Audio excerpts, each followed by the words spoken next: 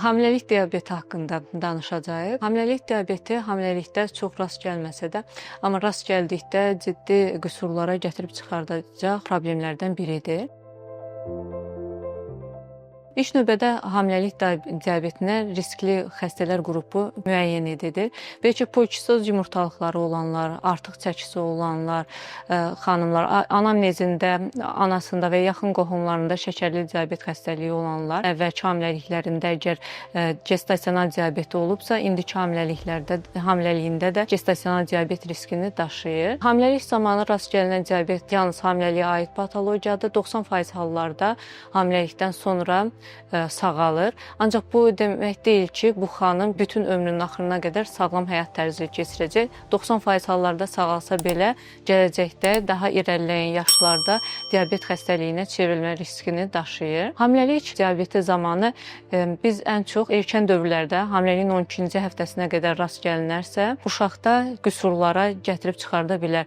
Xüsusən də əgər diabetdir və həkim nəzarətindən kənar qalırsa, hamiləlik zamanı şəkərin miqdarı yüksək dəyərlərdə 140-ın üzərindədirsə, eləcə də qlikozilləşmiş hemoqlobinin miqdarı hamiləlik planlayan qadınlarda 6.5-in altında olmağını istəyir. Əgər bu rəqəm 6.5-in üzərindədirsə, xanımlara tövsiyə edilir ki, qlikozilləşmiş hemoqlobinin miqdarı endirilsin, ondan sonra hamilə qalmaq planlaşdırılsın. Bəlkə hamiləlik vaxtı şəkər xəstəliyindən əziyyət çəkən, xüsusən də idarə olunmayan şəkərdən əziyyət çəkən qadınların uşaqlarında kaudal reqressiya, daha sonra ürək qüsurlarına, sonra genitourinary sistem qüsurlarına gətirib çıxarda bilər. Ona görə də hamilə planlamamışdan əvvəl, əgər risk qrupuna daxilsəsə, mütləq şəkərin miqdarı qanda təyin edilməlidir. Hamiləlik vaxtında ilkin trimestrlərdən sonra isə yenə izlənmədə çəki artımına mütləq nəzarət edilməlidir. Çəki artımı ilə yanaşı qanda şəkərin miqdarı da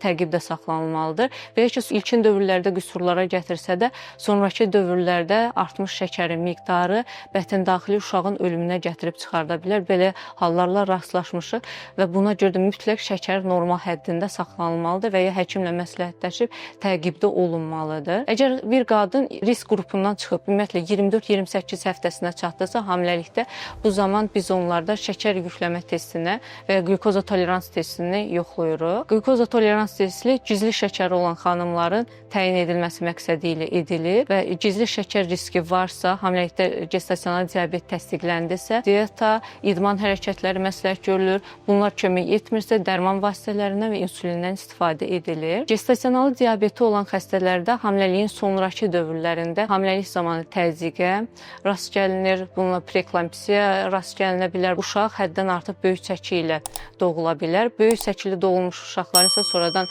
tənəffüs problemlərinin yaranması, hiperbilirubinemiya yarana bilər və bununla yanaşı ağır çəkili uşaqlar olarsa, doğuş zamanı uşağın travmasına gətirib çıxarda bilər. Buna görə də risk qrupuna daxil olan xanımlar mütləq hamiləlikdən əvvəl və hamiləliyin ilk müayinəsi zamanı qanda şəkərin təyini edilməlidir. Ancaq risk qrupuna aid olmayan xanımlarda isə 24-28 həftələr arasında qlükoza tolerans testi, əgər buna qarşı həssaslıqları varsa, aclıq, toxluq, şəkər analizindən mütləq baxılmalıdır.